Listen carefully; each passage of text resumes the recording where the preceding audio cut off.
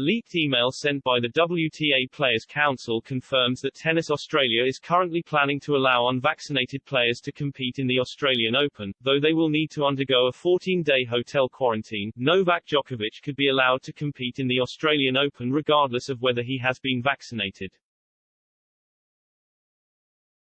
According to an email sent out to WTA players by the Tour's Players Council, Tennis Australia is currently planning to allow unvaccinated players to compete, though they must undergo a mandatory 14-day hotel quarantine upon arrival into the country. Djokovic has been in doubt to compete in the first Grand Slam of 2022, as Australian government ministers look to introduce a vaccine mandate. However, according to Tennis Australia, the tournament is currently planning to allow unjabbed player to compete, so long as they undergo a 2-week hotel quarantine. Previously, Victorian Premier Daniel Andrews admitted it was highly unlikely unvaccinated players would receive a visa into the country, while Immigration Minister Alex Hawke told ABC Radio last week, "I don't have a message to Novak. I have a message to everyone who wishes to visit Australia, you'll need to be double vaccinated.